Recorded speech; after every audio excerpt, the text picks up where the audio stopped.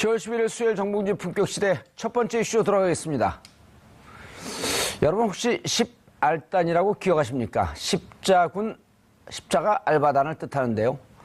2012년 대선 당시 박근혜 후보를 지지하는 글을 인터넷에 올려 적발된 불법 선거운동 조직입니다.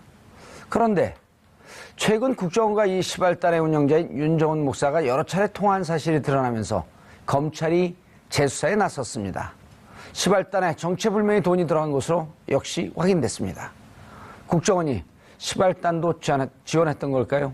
만약 이런 일이 사실이라면 국정원은 박근혜 선거 캠프였다고 부를 수 있는 매우 심각한 범죄 행위로 볼 수 있는 겁니다. 이 문제와 관련해 두 분 모시고 말씀 나눠보도록 하겠습니다. 차재원 부산가톨릭대 초빙 교수 자리하셨습니다. 안녕하세요. 예. 자, 그리고 대한민국 최고의 변호사 이재하 변호사 자리하셨습니다. 네, 안녕하세요. 이재하입니다. 카메라를 노려보는 눈빛이 범상치가 않아요. 자, 차재원 교수님. 예. 10알단. 예. 하하. 반가워요, 모처럼 들으니까. 저도 뭐 상당히 기억에 좀 잊혀져 있던 이 단어인데 또 새삼스럽게 다시 또 이렇게 다시 기억을 되살립니다만은 별로 그렇게 썩 유쾌하지는 않습니다. 원래 그때 2012년 대선 과정에서 막판에 이 10알단 알바단의 선거 개입 의혹이 터져 나왔습니다만은 제대로 수사를 못하고. 그렇죠. 뭐 그렇게 흐지부지 끝난 사안이었기 때문에. 관계 없었다. 예. 꼬리 자르기로 끝났던 사안인데 결국 사필 기정이라고 다시 또 앉아 이 진실이 밝혀질 모양입니다. 예. 그때 만약 제가 감옥에 안 가고 사회에 있었으면 끝까지 물고 늘어졌을 텐데. 아니, 동지들인 낙검수 멤버들이. 동자는 맞는데 동진 아니에요. 동생들. 낙검수 두 사람, 예. 다른 멤버들이. 예. 이거를 사실은 제일 먼저 제보를 받고, 일단 폭로를 했고요. 예.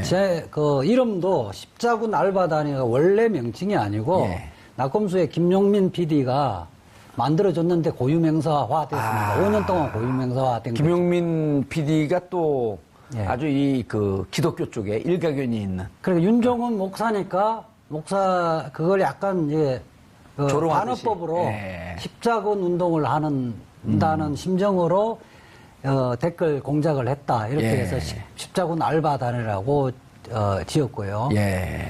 그래서 그 중에도 이제 낙검수 같은 경우는 윤정훈 목사가 여의도에서 한 오피스텔에서 한 7명 데리고 댓글 작업을 했는데 그것은 그 중에 일부일 것이다.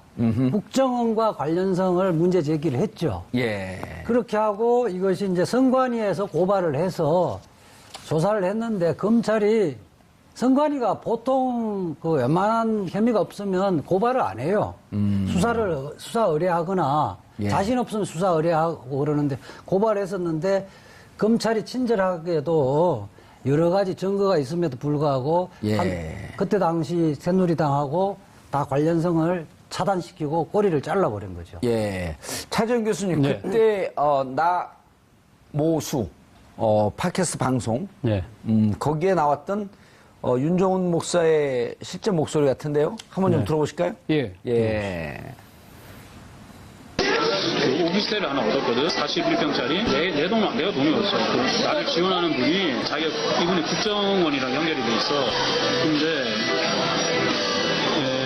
국정원에서 안철수 후보는 나오는 걸 이미 알고 있었지. 그래서 안철수 쪽으로 가라. 그래서 안철수 쪽으로 가려고 다 준비하고 지인들이 많이 갔는데 막판에 국정원에서 다시 정보 온 거야. 박근혜로 가라. 저 충격적인 건데, 저게 있었나요? 우리 동생들이 잘했네.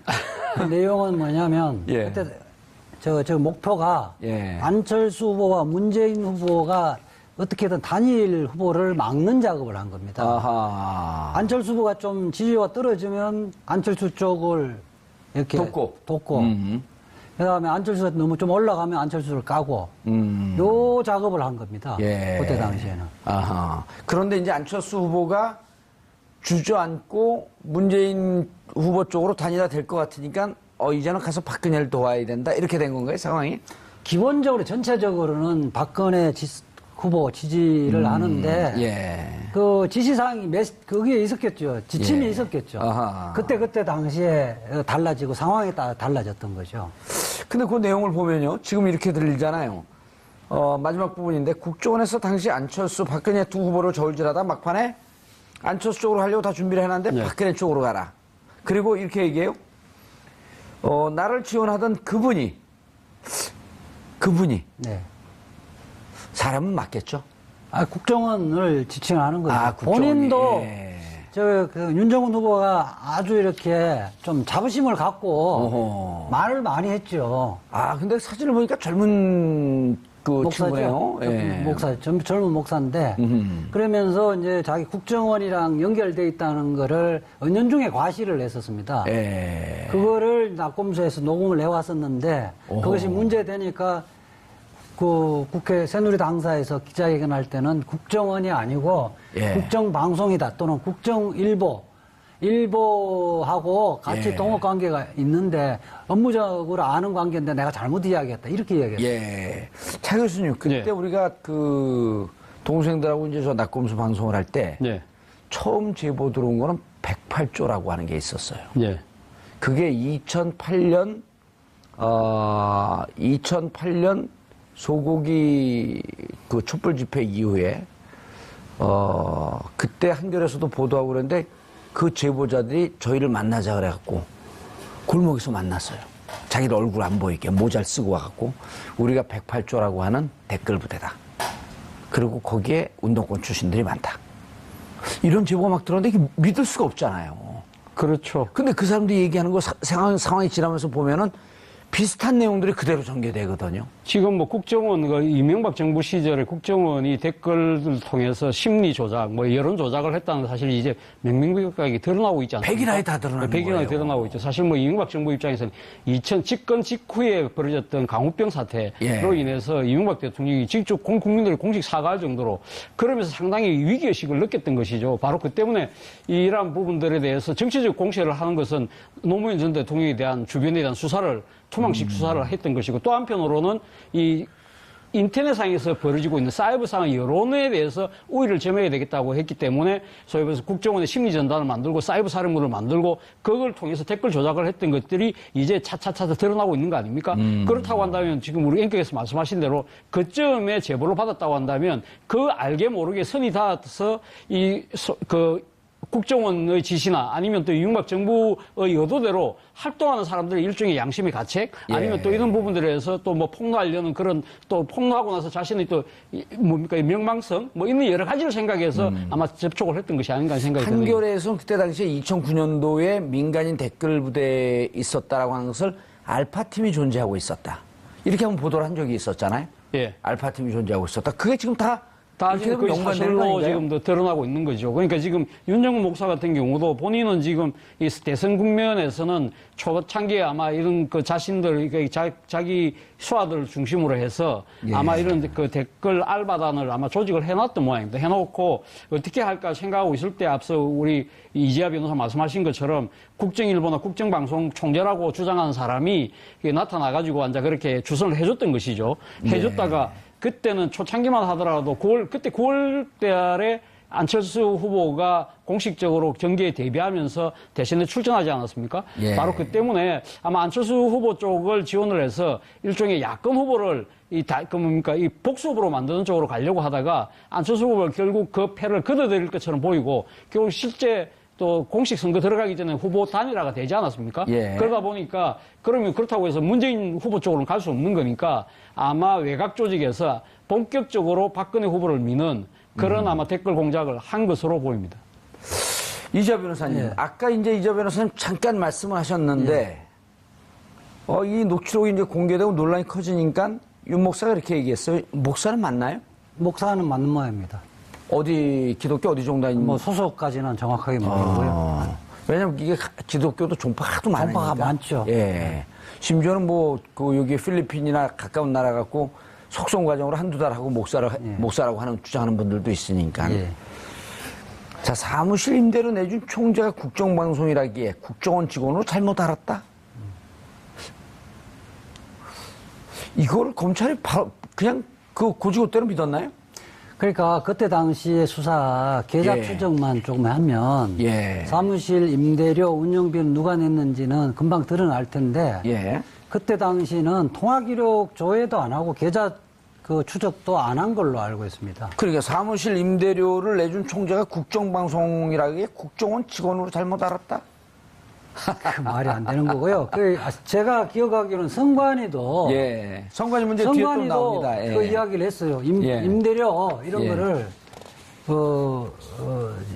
지금 하여튼 뭐 새누리당하고 임대료를 내줬다 이렇게 그때 당시에는 해서 관련성을 인정을 해서 새누리당 관련성이 있다고 해서 고발을 했었는데 예. 아예 뭐 국정원은커녕 새누리당까지 꼬리 잘라버렸던 거죠. 사실 그 검찰에서는 뭐 별도로 지금 그때 당시 뭡니까 이 댓글 국정원 댓글려 사건, 예. 뭐 국정원 직원의 그 댓글 알바하다가 예. 알바가 아니죠. 그 국정원 여직원이 정직원이죠. 오피스텔에서 예. 이게 댓글 작업하다 걸렸지 않습니까? 그걸 대대적으로 그때 검찰에서 수사를 했는데 그때 최동욱 검찰총장에서 그때 그 특별수사팀을 이끌던 사람이 지금 서울중앙지검 윤석열 지검장이지 않습니까? 그렇죠. 바로 그때 이 또 최동욱 검찰총장이 혼외자 문제 때문에 찍혀나가고 난 뒤에 사실 그 팀이 해체됐을 때 예. 그때 당시 윤석열 팀장이 그때 국정감사에 출두를 하거든요. 예. 그러면서 이 그 정치적 외압에 의해서 제대로 수사를 못했다고 하면서 그 중에 나온 의혹 중에 하나가 바로 이 시발단의 시발단. 이 부분을 지적을 합니다. 그때 윤석열 지검장이 그때 특별수사팀장이 뭐라고 이야기했냐면 윤정훈 목사 시발단 계정과 국정원 연관 10개 계정을 구글링 한 결과 같은 글을 놓고 리트윗한 정황을 보고받았다고 이야기를 했습니다. 아, 다시요. 그거 중요한 대목인데요. 그렇죠. 그러니까 이 윤정훈 목사의 시발단이 계정과 국정원이 리트윗한 글 10개가 겹친다는 거죠. 오호. 그러니까 그 부분에 대해서 윤석열 그러니까 팀장은 국정감사에 그 부분을 분명히 제기를 했습니다. 아하. 그렇다고 후속 검찰 수사팀에서 이 부분을 예. 깊게 파고 들어가야 되는데 자, 저 예. 마지막 문장이 중요하네요. 구글링을 해본 결과 계정은 이제 그 인터넷 SNS 온라인 계정이라고 얘기하는 거죠. 그렇죠. 시발단 계정, 그 윤정훈 목사가 운영했던 그다음 국정원 연관 10개 계정을 놓고 구글링을 해본 결과 같은 글을 보고 주고받고 하면서 리트윗을 했다. 그렇다고 한다면 사전에 국정원과 시발단은 연결되어 있는 것이다. 있다는 그 정황 증거인 거죠. 저 정도는 확실한 증거 그 아닌가요? 정도 되지면 그렇지 이제 그 정도 부분은 일단 의심이 되는 거고요. 예. 그 수사를 딱 해보면 알 수 있는 거죠. 그러니까 적어도 저 사실에 의하면 예. 국정원이 컨트롤 타워 역할을 했다는 겁니다. 그렇죠. 그래서 지금 윤정훈 목사가 운영했던 오피스텔은 수십 개 중에 하나일 것이다. 그렇게 판단을 했던 거거든요. 예. 일종의 우리가 지금 다시 불법 선거운동 이른바 점조직 아니에요, 저게. 그렇죠. 그 점정지고 지금 국정원 댓글 사건에서 그 민간인 팀 30여 개를 운영했다는 부분 있잖아요. 예. 지금 재수사하고 있는 부분. 그렇죠. 지금 재수하고 있고 아직 그 부분에 대해서 완전 수사가 끝나지 않았죠. 그렇죠. 그거는 국정원 자체에서 민간인들을 꾸렸던 것이고 예. 이 부분은 중요한 것은 선거 캠프하고 연결돼 있다는 겁니다. 바깥에서 또 다른 거네요, 이거는. 하고 이거는 선거 캠프에 실질적으로 밀접한 관련을 맺어서 선거 운동을 해 투트랙을 했다는 거죠. 예. 자, 정리합니다.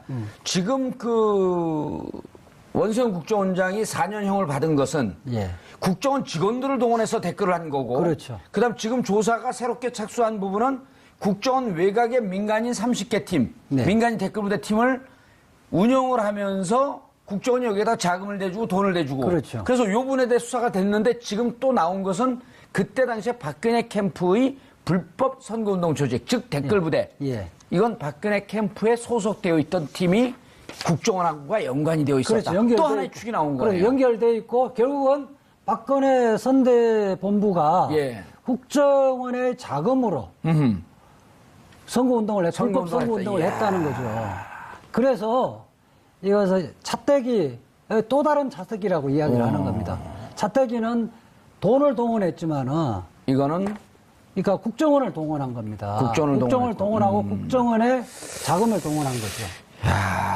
이재하 변호사의 이 추론 자체가 성립이 된다고 한다면 예. 저는 사실 그렇다고 한다면 이명박 정부와 당시 그 박근혜 후보 측과의 일종의 정치적 밀약 거래 이런 부분들도 우리가 들여다볼 필요가 있지 않나 하는 생각입니다. 뭐 아시다시피 2012년 9월 초로 제가 기억을 하는데 당시 그때 한나라당의 후보, 새누리당 후보가 되었던 예. 이 박근혜 후보가 청와대에 가서 이명박 대통령을 만나지 않습니까? 9월 2일입니다. 9월 정확하게. 2일이거든요. 예. 9월 2일 날 두 사람이 만나고 난 뒤부터는 사실 그 어떤 이야기를 오갔는지는 공개적으로 밝혀진 게 없어요. 예. 그렇다고 한다면 지금 국정원이라는 이 아주 중요한 국가 최고의 그 정보기관이 조직적으로 만약에 이렇게 개입한 것이 지금 이제 드러나고 있는데 그 중에 하나의 유력한 그 양자의 고리가 이 윤목사의 시발단 조직이 될 수 있다는 것이죠. 예. 그렇다고 한다면 박근혜 정부가 집권하고 난 뒤에 과거 이명박 정부의 여러 가지 비리들에 대해서 제대로 수사를 못했던 부분들 이런 부분들하고도 뭔가 맥락이 닿는 것이 아니냐는 의혹을 합리적으로 할 수밖에 없다는 것이죠. 그때 9월 2일 날 100분 동안 둘이 면담을 했거든요. 배석자 없이. 맞습니다. 예. 배석자 없이 100분 동안. 정확하게 1시간 계약되어 있었는데 40분이 더 늘어났죠. 그리고 나서 그 이후에 노웅래 의원인가요? 민주당의 노웅래 의원으로 전 기억을 하고 있는데 다른 의원일 수도 있습니다. 2012년 9월 초 이후 10일서부터 15일 사이 때부터 국정원 대선 댓글 개입이 2배, 3배로 대거 늘었다라고 하는 그 결과를 발표했거든요. 그렇죠. 예. 그리고 바로 그 점 때문에 그렇다고 한다면 아마 무슨 양쪽에 밀락이 있었고 그 밀락에 따라서 엄밀한 지시가 국정원을 통해서 내려갔고 국정원은 어떤 식으로 하든 박근혜 후보를 당선시켜야 될 수밖에 없는 예. 그런 식의 특명에 빠질 수밖에 없지 않았나는 추측을 할 수밖에 그게 없는 이제 이재화 변호사님, 방금 우리가 정리했듯이 국정원 직원들을 통해서 댓글을 내입했고 그 국정원의 직접 우산 속에 있는 사이버 사령부, 기무사, 그리고 요것과 별개로 민간인 팀 30개 팀, 그렇죠. 그리고 또 그것과 별개로 박근혜 캠프에 있었던 시발단. 그렇죠. 이야, 이 조직이 역사상 최대의 부정선거인데요, 이렇게 되면? 그렇죠. 이게 이제 시발단의 조직이 지금 낙검수에서 하나만 드러나고 처벌됐잖아요. 예. 이게 저는 적어도 지금 민간인 팀 30개 팀이 있었다 그러는데 예. 그 정도가 되거나 능가할 가능성이 상당히 왜냐하면 높다고 우리가 봅니다. 그때 108조라고 하는 것을 제보받았을 때 108조라고 하는 108개의 팀이 있었다는 거거든요. 그런 느낌이네. 108조라는 거. 예, 108조라고 하는 게. 그리고 각 팀은 서너 명, 많게는 대여섯 명씩 하고 있었고, 조장들이 있었고, 또 조장 위에 책임자가 있었고, 피라미드 구조로. 그러니까 윤종훈 목사 팀을 보면 예. 윤종훈 목사가 있고 그 밑에 알바를 7명이나 고용을 했거든요. 맞아요. 한 팀이 그렇게 운영됐거든요. 그러면 그 팀장까지 하면 8명이 한 예. 팀이 됐다고 보는 거죠. 그럼 108조라고 한다면은 약 한 800명? 네. 그러네요. 정확하게는 모르겠지만은 예.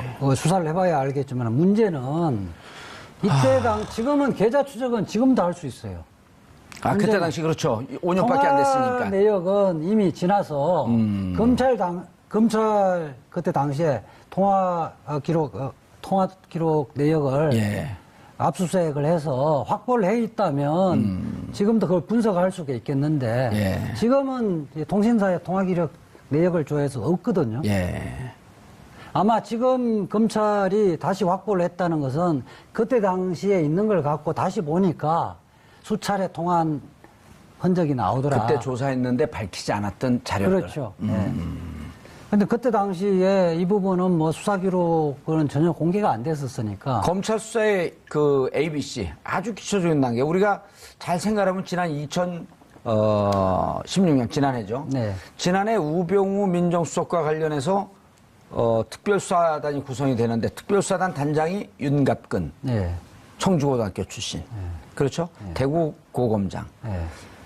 줬는데 그때 우리가 뭐라고 비판했죠? 우병우에 대한 가장 간단한 그러니까요. 통화 내역 조회, 예. 계좌 추적 이것만 하면 모든 걸 알 수 있는데 아무것도 하지 않았다 윤곽근은. 아, 그렇죠. 그렇게 지적했다면 이것도 시발단도 국정원과 시발단이 움직일 수 있었던 계좌가 있었는데 그 계좌 추적만 해도 그 금방 돈이 알수 어디서 왔는지 예. 그걸 그때 검찰 안 했다는 거죠. 그럼요. 안 했고 실제 그 우병우 관련 수사를 예. 특검 생기기 전에 예, 전혀 안 했다는 거 아니에요? 전혀 안 했죠. 그래 특검이 해갖고 일단 넘긴 거잖아 다시. 그러니까 예컨대 안태근 국장, 법무국장하고 예. 우병우하고 1000통화 이상을 했다는 거 아닙니까? 그렇죠. 더군다나 그게 2달 사이 이석수 특별감찰관이 수사 의뢰를 한 이후에는 훨씬 더 많아졌고. 증폭됐고요. 그때 우리가 기사하니까 뭐 한 달, 두 달 사이, 그래서 하루에 심지어는 18통인가? 애인, 아주 사랑하는 애인보다 훨씬 많이 했다는 거죠. 예. 하루에 적어도 몇십 통을 했다는 게 드러났죠. 물론, 지금 민정수석하고 예. 검찰국장하고는 업무상 필요해서 전화를 할 수는 있어요. 예. 그런데 이제 본인이 수사 의뢰돼서 피해자 신분일 때 하루에 수십 통이 됐다는 것은 누가 보더라도 그 아주 중요한 수사의 단서였죠. 그거 다 덮어버렸던 거잖아. 예. 자, 그런데 참 그 가관도 아닙니다. 그때 당시에 이제 선관위도로 조사라고 의뢰를 고발을 했더니 윤 목사의 자발적인 선거운동으로 마무리됐단 말이에요. 그렇죠. 검찰도 수사를 제대로 하지 않았고 선관위도 수사를 제대로 하지 않았고.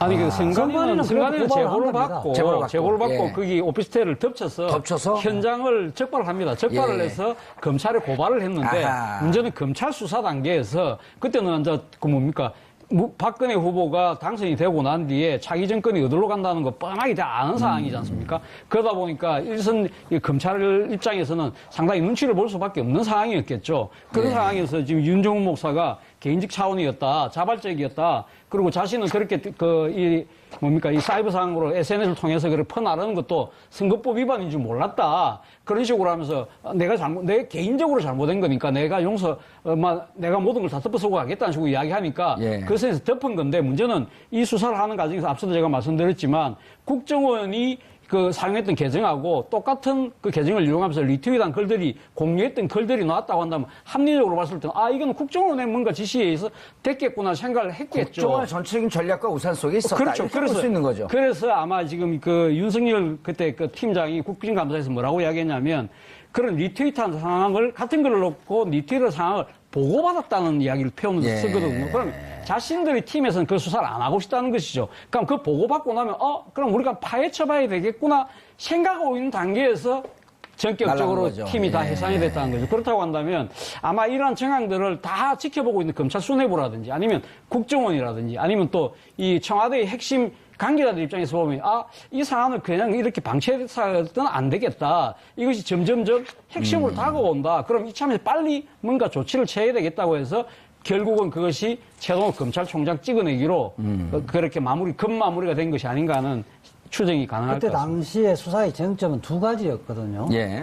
우선 이제 선관위가 이제 현장을 가서 봤더니 점검을 수집을 했잖아요. 예. 그때 당시에 보면 각종 새누리당 선대본부의 임명장 문건으로 가득 찼었어요. 그래서 첫 번째가 박근혜 후보 명예 임명장, SNS 미디어 본부장 명함, 예. 소셜 미디어 전략을 보고받는 자리에 또 윤 목사가 있었고, 이른바 유사선거사무소라는 예. 것이 명백했거든요. 이거는 선거 때 걸리면 완전히 당선 무효형이죠. 무효형 아니에요, 이게? 그렇기 때문에 새누리당의 관련성도 있다고 봤고요. 그때 예. 선관위가. 또 본인이 윤정훈 목사가 낙검수 인터뷰했던 거 봤지만은 국정원과 관련성이 있다고 이야기했잖아요. 예. 실제 수사의 방향은 두 가지로 가야 되는데 이 부분에 대해 전혀 수사 안 하고 두 가지 방향 뭐죠? 첫 번째 새누리당의 유사선거사무소 인지 그리고 새누리당이 연결돼서 당 차원에서 불법 행위를 했는지하고 예. 그다음에 이게 국정원이 관련해서 국정원이 선거에 개입했는지 이 두 가지가 핵심인데 예. 국정 쪽으로 뻗어나가지도 않았어요? 그러니까 검사라는 게 검사를 우리가 수사권을 주는 것은 이런 수사를 하라고 준 건데 검찰은 다 꼬리곰탕만 먹는 거 아니지 꼬리만 자르게 급급했던 거죠. 원래 이명박 대통령 당선될 때 원래 꼬리곰탕 먹고 그냥 수사 마무리해버렸고. 특검이 그랬죠. 예. 꼬리를 딱 이것도 잘라놓고. 이명박 대통령 마무리 수사할 때 또 꼬리곰탕 먹은 거예요, 이거. 그러니까 요번에 재수사는. 꼬리곰탕 먹었다는 게 잘못됐다는 거예요? 그 꼬리곰탕 먹은 게 부럽다는 거예요? 잘라버리고 제대로 원래 수사를 해야 될 걸 안 한 거죠. 그러니까 이 사건 재수사는 두 가지 의미를 갖고 있는 겁니다. 예. 실체를 밝혀내는 것뿐만 아니라 그때 당시에 말하자면 제대로 수사를 안 하고 직무유기했던 검사들을 지금 검사들의 수사에 대해서 재평가를 하고 예. 범죄에 가담했으면 처벌하고 누가 이걸 덮었는지. 그렇죠. 그다음에 지금 현직에 있다면 예. 적어도 징계를 해야 되는 거예요. 그래야 검찰이 바로 설 수 있는 거죠. 예. 두 가지 관점에서는 이번 재수사의 의미가 있다고 보는 거죠. 아하, 그러면은 이게 지금 2013년 상황이면 네. 당시 검찰총장 김진태 검찰총장이었거든요. 그렇죠. 2015년에 이제 김수남 검찰총장으로 넘어가는 거고, 그러면 김진태 검찰총장이 혹은 그때 당시에 법무국장이 이 사건 이것을 덮는데 일정 정도 관여를 했는지에 대해서도 소환해서 조사해 볼 필요가 있겠네요. 그래, 그렇죠. 지금 현재 이제 법무부에 예. 검찰의 과거에 잘못 수사한 부분에 대해서 조사 그 본부가 만들어지잖아요. 만들어졌어요? 만들기로 했죠, 지금. 오. 법무검찰개혁위원회에 법무장관에서 건의를 해서 법무부 장관이 그렇게 하기로 했었습니다. 오. 그거는 뭐 입법사항이 아니기 때문에. 예. 그렇죠. 곧 만들어질 겁니다. 자체 조사니까 일종의 감사 기능이죠. 그렇죠. 그게 예. 이제 검찰 내부에서, 검찰에서는 대검찰청 산하에 두려고 했었는데. 예. 이 문제처럼 검찰총장 고위 간부들, 이런 사람들 다 관련돼 있는데 대검에 두면 제대로 조사를 못 해요. 아. 그래서 법무부에 소속하되 독립된 기구로서 그 조사위원회를 두겠다는 겁니다. 오호, 그건 잘 안 알려진 내용인데요.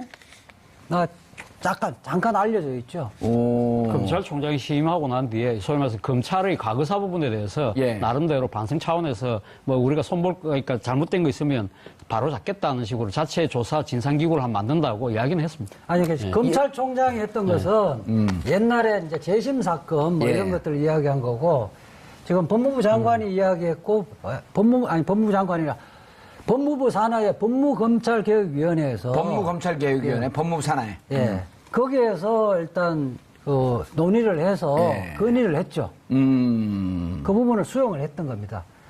그 건의를 한 이유는 과거에 대한 철저한 진상 규명이 없고 예. 반성이 없으면 개혁은 할 수는 없는 아하. 것이다. 검찰이 무엇을 잘못했 과거에 무엇을 잘못했는지 예. 특히 수사 부분을 잘못했으면 그걸 바로 잡아야 어허. 앞으로 검찰의 미래가 있다는 겁니다. 예. 정확한 이름이 법무검찰개혁위원회. 예, 그렇습니다. 법무검찰개혁위원회. 근데 이거를 앞으로 뭐 방향은 나오지 않았겠지만 법무검찰개혁위원회가 인종차별을 한 남아공, 네. 그 아라파트헤이트죠. 네. 만델라 대통령이 그 이후에 진실과 화해위원회를 만들면서 진실은 다 고백을 하되 용서를 하겠다. 그런 쪽으로 갔는데 이것도 법무검찰개혁위원회는 용서를 하겠다는 거예요? 아니면은? 법무검찰개혁위원회는 뭐 용서까지 자신이 하나 마라 이야기는 할 수는 없는 거고요. 일단 사실은 밝혀내겠다. 그 부분을 가는 것이 검찰개혁하는데 굉장히 도움이 되겠다. 예. 지금까지 퇴방 이후의 역사상 검찰이 스스로 수사를 잘못했다고 고백을 한 적은 한 번도 없죠. 한 번도 없죠. 네. 차 교수님. 예. 그렇다고 한다면 법무검찰개혁위원회에서 예. 이제 이 문제를 다뤄야 될 2012년, 2013년의 그 댓글 이 사건을 도대체 누가 이걸 수사를 잘하고 있었던 최강욱, 윤석열을 쳐내려고 했던 이 기도는 도대체 최강욱은 아니고요. 최동욱인가? 죄송합니다. 이 기도를 도대체 어디서 기획을 했으며 예.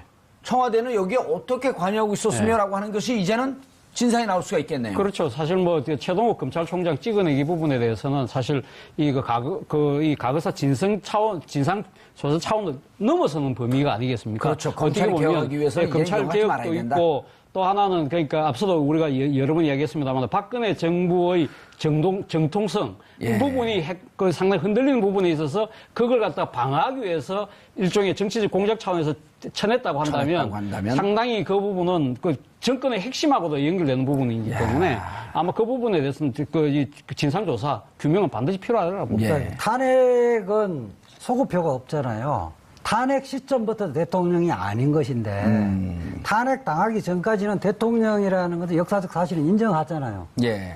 근데 만약 이렇게 되지면 대통령 선거가 원천 무효라고 하면 오호.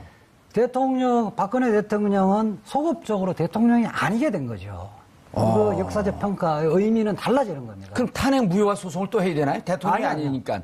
탄핵이 됐다는 것은 대통령이라고 하는 직위에서 그 이전까지의 대통령은 인정되지는 건데 이 대선이 실질적으로 무효화되지면 박근혜 대통령은 대통령인 적이 없는 거죠. 자, 얘기를 뚝 튀어넘어갔는데요. 네. 이렇게 되면 시발단, 즉 국정원이 박근혜 대통령 캠프의 불법 선거운동을 했던 시발단을 지원했다. 네.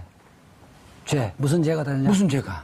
우선 그 선거법은 공소시효가 지났습니다. 지났죠. 6개월이니까. 6개월이니까 지났기 때문에 국정원법 위반은 7년이거든, 공소시효가. 7년이죠. 예, 그렇기 때문에 공소시효는 2012년이니까 남아있죠. 남아있고요. 예. 또 특가법상 국고손실, 어쨌든 국정원 돈으로 엉뚱한데 그렇죠. 소비한 거잖아요. 특가법상의 횡령을 특별하게 가중처벌하는 규정, 특별법상 국고손실죄의 공범이 되는 거죠. 예. 국고손실죄 공범? 누가 공범이에요? 그러니까 국정원 직원하고 예. 국정원에 그때 당시 국정원장이 될지 뭐 차장이 될지 어쨌든 국정원 그때 국정원장 원세훈이었었어요? 그러니까 예. 결국은 뭐 우리가 출원하겠는데 원장이 재가가 없으면 그렇죠. 하기 어렵다고 봐야 되고요. 그러면 원장이 제가 그다음에 국정원 댓글 사건과 사촌의 범죄이기 때문에 비슷하게 생겼잖아요. 예. 그렇기 때문에 원세훈 국정원장의 지시에 의해서 했을 가능성이 상당히 높고 그렇게 되지면 여기 윤정원 목사나 민간인들은 국정원 직원과의 공범으로 국정원법 위반과 특가법상 국고손실죄에 해당되는 거죠. 다시 기소가 될 수 있겠네요. 예. 다시 다만 조사돼서. 윤정원 그 목사는 동일한 사건으로 처벌됐기 때문에 다시 처벌하기는 어렵죠. 징역 8년에 집행유예 2년. 2년. 예. 그러니까 어쩌면 행운할 수가 있는 거죠. 아니죠. 그때는 선거법 위반으로 됐죠. 선거법 위반인데 이게 이제 공소사실에 이 부분이 포함되어 있는지 그렇지 않는지는 달리 봐야 되는데. 예, 만약에 공소사실에 포함되어 있지 않다고 한다면 국정원법 위반, 국고손실죄에 의해서 공범으로 처벌될 수 있겠다? 국정원법 국고손실 부분은 예. 그 부분을 좀 봐야 되는데 예. 공소사실하고 동일성이 없다면 별개로 또 처벌될 별개로 수 처벌할 있죠. 수 있고. 자, 그러면 박근혜 대통령의 당선 부여는 어디에 해당되는 거예요? 어디에서? 이제 법률상 우리가 선언할 수는 없는데 정치적 선언이다? 이것이 있으면 실질적으로 정치적으로 당선 무효라고 국민들이 인식하게 되는 거죠. 박근혜 대통령은 여기에 대해서는 이거 MB가 또 처벌 대상이 되는 부분이네요. 그럼요. 이게 지금 MB하고 원세훈하고 또 원세훈은 전에도 이야기했지만은 댓글 공작이나 이런 부분이 블랙리스트라든지 화이트리스트 이런 부분이 본인 혼자서 결정할 수 없는 문제죠. 그 최정점에는 이명박 전 대통령이 있다고 보는 것이 합리적인 추론이죠. 참여연 추론이죠. 그렇죠. 차재영 교수님. 예. 점점 이게 마지막 타겟이 좁혀져가는 예. 형국이에요. 근데 이게 정치적 보복인가요? 이명박 전 대통령 측에서는 충분히 그렇게 그렇게 주장을 주장하고 하고 있어요. 있습니다만, 예. 국민들이 판단하시겠죠. 이 부분에서 어제 문재인 대통령도 사실 이건 사정이 아니고 계획의 차원에서 할 수밖에 없다는 말씀을 하셨지만, 예. 그런 측면에서 봤을 때 문제는 국민들이 봤을 때 이런 거의 윤정훈 목사의 시발단을 비롯해서 이때까지 쭉 나왔던 것들이 전부 다 하나로 다 엮여지고 있고, 그 정점에 앞서 말씀하신 대로 이명박 전 대통령이 있다고 한다면 예. 이 부분에 대해서 진상이 뭔지는 들여다봐야 되겠다는 여론이 높아질 수밖에 없지 않겠습니까? 7명인데요, 시발단은. 예. 그 윤정 목사까지 하면 8명. 그 한 팀만 있었을까요?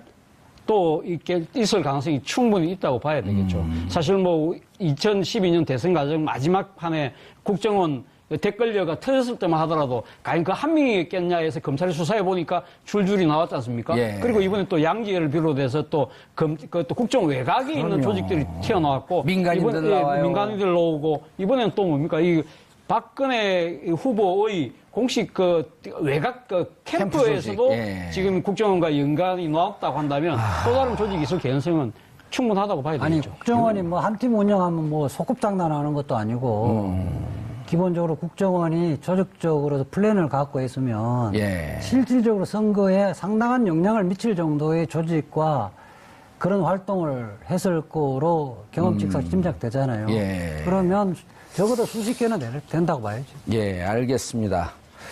원세훈 국정원장은 선거법 위반으로 4년의 징역형을 선고받고 대법원 확정 판결을 기다리고 있습니다. 그러나 앞으로 남아있는 수사가 민간인 댓글 부대, 그다음에 지금 오늘 말씀드린 시발단. 도대체 이 범죄의 끝이 어딘지 가늠할 수 없을 것 같습니다. 아마 이후의 형량은 기하급수적으로 늘어날 위험성이 매우 높다고 봅니다. 원세훈 국정원장이 국민들에게 사과할 수 있는 길은 사실 이 모든 기획의 정점에는 누가 있었다. 그런 나는 누구의 지시를 받았다. 라고 하는 것을 제대로 고백하고 국민에게 사과를 받는 그 길만이 이 죄를 씻을 수 있는 길이라고 생각합니다.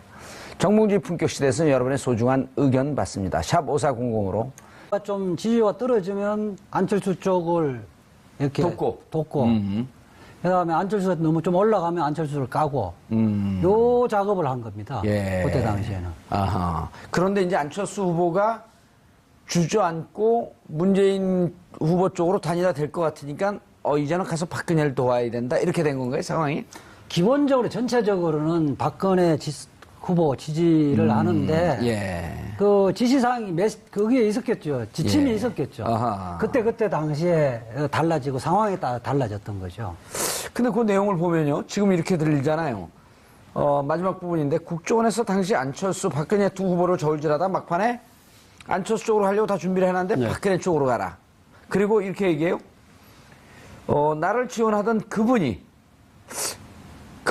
네. 사람은 맞겠죠? 국정원을 지칭하는 거죠. 국정원이. 본인도 예. 그 윤정훈 후보가 아주 이렇게 좀 자부심을 갖고 어허. 말을 많이 했죠. 근데 사진을 보니까 젊은 그 친구네요. 목사죠. 예. 젊은 목사인데 그러면서 이제 자기 국정원이랑 연결돼 있다는 거를 은연중에 과시를 했었습니다. 예. 그거를 낙검수에서 녹음을 해왔었는데 그것이 문제되니까 그 국회 새누리당사에서 기자회견할 때는 국정원이 아니고 예. 국정방송이다 또는 일보하고 같이 예. 동업관계가 있는데 업무적으로 아는 관계인데 내가 잘못 이야기했다 이렇게 이야기했어요. 예. 차 교수님, 그때 예. 우리가 그 동생들하고 이제 저 낙검수 방송을 할 때 예. 처음 제보 들어온 거는 108조라고 하는 게 있었어요. 예. 그게 2008년 소고기 그 촛불 집회 이후에 그때 한겨레에서도 보도하고 그랬는데 그 제보자들이 저희를 만나자 그래갖고 골목에서 만났어요. 자기들 얼굴 안 보이게 모자를 쓰고 와갖고 우리가 108조라고 하는 댓글 부대다. 그리고 거기에 운동권 출신들이 많다. 이런 제보가 막 들었는데 이게 믿을 수가 없잖아요. 그렇죠. 근데 그 사람들이 얘기하는 거 상황이 지나면서 보면은 비슷한 내용들이 그대로 전개되거든요. 지금 뭐 국정원, 그 이명박 정부 시절에 국정원이 댓글을 통해서 심리 조작, 뭐 여론 조작을 했다는 사실이 이제 명명백백하게 드러나고 있지 않습니까? 백일하에 다 드러나는 거예요. 백일하에 드러나고 있죠. 사실 뭐 이명박 정부 입장에서는 집권 직후에 벌어졌던 강우병 사태로 예. 인해서 이명박 대통령이 직접 국민들을 공식 사과할 정도로 그러면서 상당히 위기의식을 느꼈던 것이죠. 바로 그 때문에 이러한 부분들에 대해서 정치적 공세를 하는 것은 노무현 전 대통령에 대한 주변에 대한 수사를 투막죠. 예. 그렇게 하고 이것이 이제 선관위에서 고발을 해서 조사를 했는데 검찰이 선관위가 보통 그 웬만한 혐의가 없으면 고발을 안 해요. 수사 의뢰하거나 예. 자신 없으면 수사 의뢰하고 그러는데 고발했었는데 검찰이 친절하게도 여러 가지 증거가 있음에도 불구하고 예. 그때 당시 새누리당하고 다 관련성을 차단시키고 꼬리를 잘라버린 거죠. 예. 차재현 교수님, 네. 그때, 나, 모수, 팟캐스트 방송, 예. 거기에 나왔던, 윤정훈 목사의 실제 목소리 같은데요? 한번 좀 네. 들어보실까요? 예. 예. 그 오피스텔을 하나 얻었거든. 41평짜리. 내가 돈이 없어. 그 나를 지원하는 분이 자기가 이분이 국정원이랑 연결이 돼 있어. 근데 국정원에서 안철수 후보는 나오는 걸 이미 알고 있었지. 그래서 안철수 쪽으로 가라. 그래서 안철수 쪽으로 가려고 다 준비하고 지인들이 많이 갔는데 막판에 국정원에서 다시 정보 온 거야. 박근혜로 가라.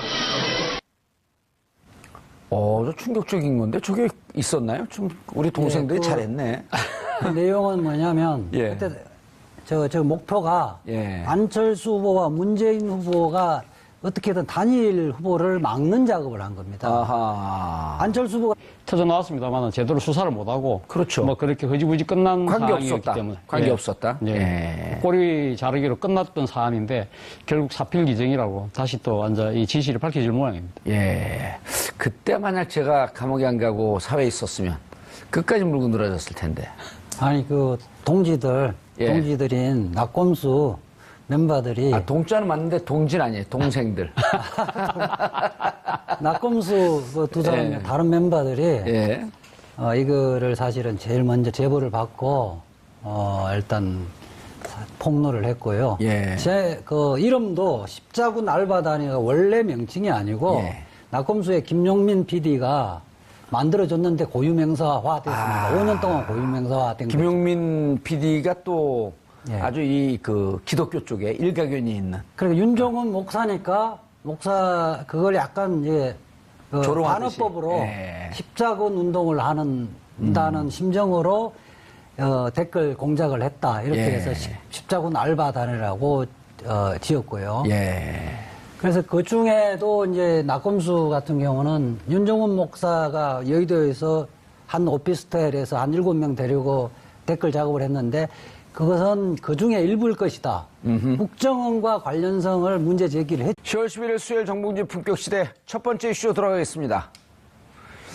여러분 혹시 십알단이라고 기억하십니까? 십자가 알바단을 뜻하는데요. 2012년 대선 당시 박근혜 후보를 지지하는 글을 인터넷에 올려 적발된 불법 선거운동 조직입니다. 그런데 최근 국정원과 이 십알단의 운영자인 윤정훈 목사가 여러 차례 통화한 사실이 드러나면서 검찰이 재수사에 나섰습니다.